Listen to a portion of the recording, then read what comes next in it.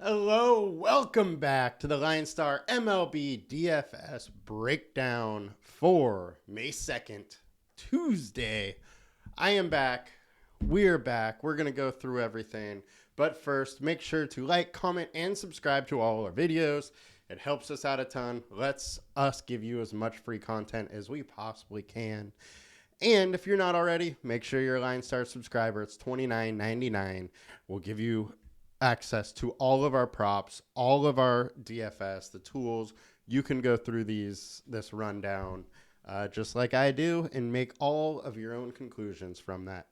Now, we are back. Sorry for that quick echo there. That was my bad. Now, let's just jump into it like we always do. We'll go over to pitching. And first, just on a weather note here, for the Colorado game, there is some rain going on. Looks like the game should play, but it'll probably be a late start and play. If they don't do that, I would imagine that it is a earlier PPD, but good chance that game plays. Now, pitching ownership. Garrett Cole, he's our guy. Leads the list again, 11.5K. He's super expensive. He has been unreal this year. 36% owned, which on this size of a slate and versus a good offense is pretty high owned, if you ask me. But the guy's been good. 2.13 FIP over his last 5. Only a 26% K rate versus his last 20 with a 31% K rate. Now, the thing with Cleveland is they don't strike out a ton. Only a 19% K rate. So his upside may be capped a little bit more than usual in this start. And if you see, last year, he only had one game of 30-plus points against Cleveland, but he pitched well versus them. This year, he pitched okay versus them. He just didn't have the strikeout numbers. 7 innings, 2 runs. I'll take that all day. Combined K rate for him is only 22%. At this price and this ownership, that is a pretty low combined K rate. Now, next we got Zach Gallen versus the Rangers. Gallen has just been absolutely amazing. He's got to be the NL frontrunner for Cy Young right now in my mind. Last time out, 6.1 innings, no earned runs, 12 Ks versus KC. Game before that, he lit up San Diego. Couple games before that, lit up Milwaukee. So he has been in great form lately. 23.5% K rate for the Texas Rangers versus righties. I almost said Texans. Not quite football season yet. We'll get there. But his K rate over the last 5 starts, 37%. That is probably too high for him and unsustainable. But he has a solid K rate over the last 20 starts at almost 33%. So while his K rate lately has probably been a little high, it's not going to drop that much. He is still one of the best strikeout pitchers on the slate and one of the best pitchers overall. 2.01 FIP over his last 20 starts. Now, everybody's been talking about how is Garrett Cole the best pitcher in baseball, blah, blah, blah, blah, which he is very good. Gallen has been better. 1.58 FIP over his last 5 starts versus Cole's 2.15. Also, the higher strikeout with Gallen. Gallen has been absolutely elite. He's been good versus Texas and 30% combined K rate. So in my mind, slightly less ownership and less salary, I am going Gallen over Miller. Now, next we got Bryce Miller, Seattle pitcher. He's being called up starting today. He's at the minimum on DraftKings. He's very interesting. He has high upside as far as strikeouts. I think he had like 160-something strikeouts and 133 innings last year in the minors. So the strikeout potential is there. The one thing with that is the season prior, his ERA was like 6. So he has figured out something. He has strikeout stuff, but, he's facing a decent offense here. He's facing a very bad offense in Oakland. But with that strikeout side in Oakland likes to strike out. He can strike out at 4K. It makes a lot of sense to go there. Next, we got Urias, who he's kind of got blown up the last couple starts, and he is never a guy that has super high strikeout upside, 24.7% K rate, 23% combined K rate there versus Philly. And we could have Bryce Harper's first start today, I believe. So that Phillies lineup could get a little resurgence. And Hunter Brown versus the Giants. We know the Giants have been striking out a lot. 26.6% K rate versus righties, 26% combined K rate.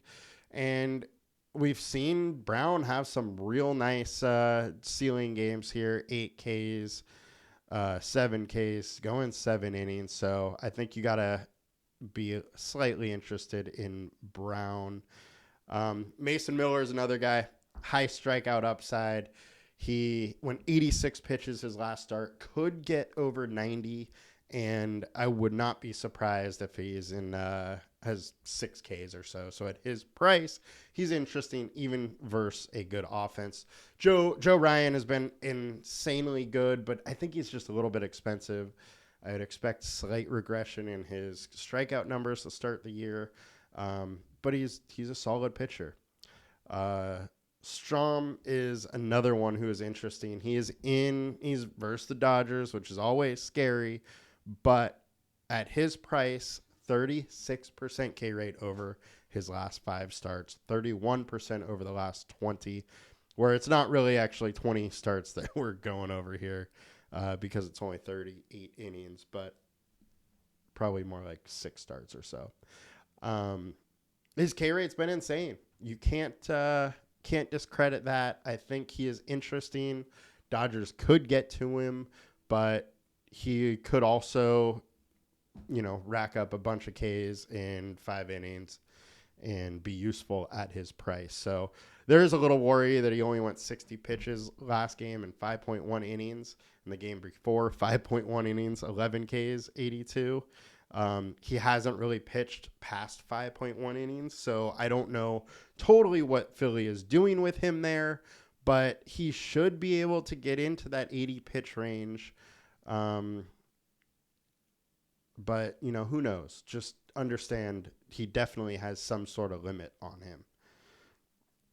And, Kikuchi's down here, which Kevin Gausman has said he has the best stuff on that staff, and that's a staff with Gausman, with Bassett, Kikuchi.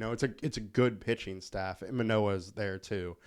And if he's saying he's got the best stuff, and we have seen that, we know he has a solid K rate, it makes it interesting.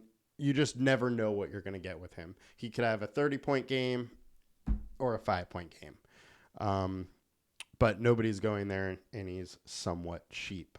Let's go over to FanDuel real quick because I've rambled way too much about all the pitchers today. We got Urias coming in at the highest owned, Waka next, Garrett Cole after that. So personally, for me, my money and this ownership, I'm probably going with a stud pitcher. I'm going with Cole. I'm going with Gallen, maybe Brown, and just paying up. Get a little different. On FanDuel, there's plenty of stacks that aren't very expensive. So that's probably where I would go. And now let's check out some stacks. And the highest owned is going to be from this Colorado game. It is Milwaukee. Just keep an eye on that weather report because we don't really know what's going to happen. The other thing is that ownership might get pushed down artificially a little bit because of people worried about this PPD. So by really staying close to the news and looking into it, there could be a little bit of an edge to that Colorado game, but it's definitely not pristine conditions there. So we got Milwaukee coming in highest owned by a pretty large margin there. So let's look at the highest projected stacks we got on LineStar here. We have Milwaukee. If that game doesn't play, we got the Dodgers, we have Minnesota. Both look really good, especially Minnesota. Kopech has got just crushed this season. And after Kopech, we have a bad White Sox bullpen. So I think Minnesota makes a lot of sense. They're not that high owned. They have a solid projection, solid ceiling. There's a lot of different ways you can go there. Dodgers, they're facing a decent pitcher here. They're a good offense, not that expensive because of, all the rookies they have. So I think you can go there. I'm not in love with it, but they're definitely interesting. Now let's get to the value side here. White Sox are popping up, and that's against Joe Ryan. I don't love it, although he does have a 3.96 FIP over his last 20 starts. He has been a way better pitcher this year. He does have some new stuff, and we have a 3.03 FIP over the last 5. I think who he is probably a little bit somewhere in between, so he's a solid pitcher.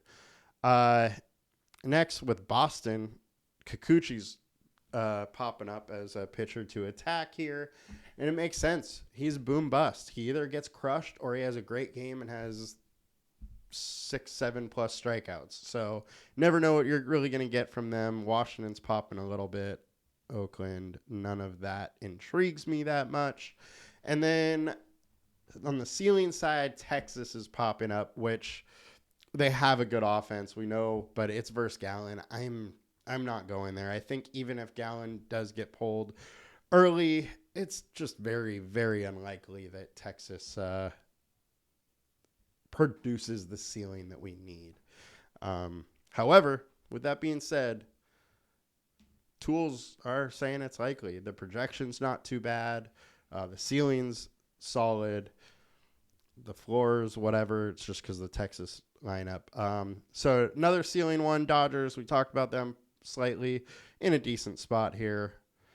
And Texas is all over the ceiling. To get more of an idea as far as pitchers, let's look at some of this stuff here or other stacks to go after. As I said, Twins, Kopech hasn't been great. 7.41 FIP over his last 5. Fantasy points per plate attempt. You also have the Twins popping with 2.25 fantasy points. Felter is popping, so Milwaukee's looking good in that situation as well. And if we look at the last 20 FIP, we got Kopech all over the place. So I think it's really interesting. Minnesota is definitely one of the places that interests us. Milwaukee, you could also go Colorado. Those games are wild. Colorado is likely going to go under-owned in the same game, same hitting environment. So you like that. And then on the FanDuel side, I think you could throw into the Padres. They aren't priced very high, and you can get to some really good hitters, pay up for pitching, and you're going to be way different and have a solid ceiling there too. So I think there's a lot of ways you can go. Listen to the tools, use them. Let me know how you guys are going, and good luck. I'm back. I'll be back tomorrow. See you guys soon. Thank you very much. Bye.